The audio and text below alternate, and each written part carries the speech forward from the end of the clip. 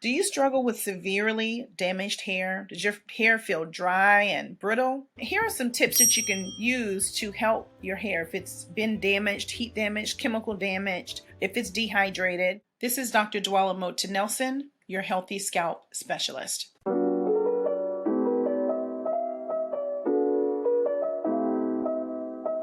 I love a deep conditioner. I love a deep conditioner for the hair. Masks are one of my favorites. I don't recommend using a mask every single week or every 2 weeks when you wash your hair. I would say if you're going to use a mask if your hair is damaged, I would probably only use a mask maybe once every other month. Masks are very, very emollient. They're very thick. They can coat the hair really well. They also can coat the scalp. And so that's one reason that I would not recommend you using it weekly, is because it does leave a film on the scalp, and ultimately your hair grows from your scalp. So you want to keep your scalp as healthy and clean as possible. I also recommend that if you're washing your hair and you're combing your hair and it's wet, to be very gentle. Don't pull or tug your hair when it's wet. That'll tend to stretch and break your hair. So make sure that you're very gentle when you're detangling, when your hair is wet. Use something that has nice lip to it. Use something that has glycerin in it that's easy to comb through, makes it easier to comb through your hair. And one thing, I love to use a leave-in conditioner. Some hair tends to respond better to creamy leave-in conditioners. I prefer a liquid leave-in conditioner. If I'm going to straighten my hair, or if I'm going to do a straighten style on the kids' hair, I always use a liquid leave-in conditioner. But if I'm going to do a twist out where the hair is going to be left out, I'll use a creamy leave-in conditioner. But I always make sure that if I'm using a creamy conditioner,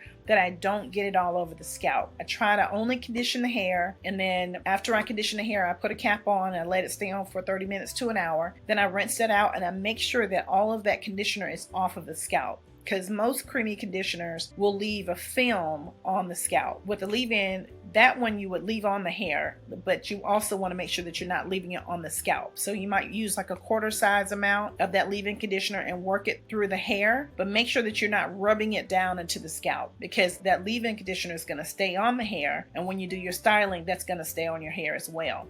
This is Dr. Dwella Moton, your healthy scalp specialist.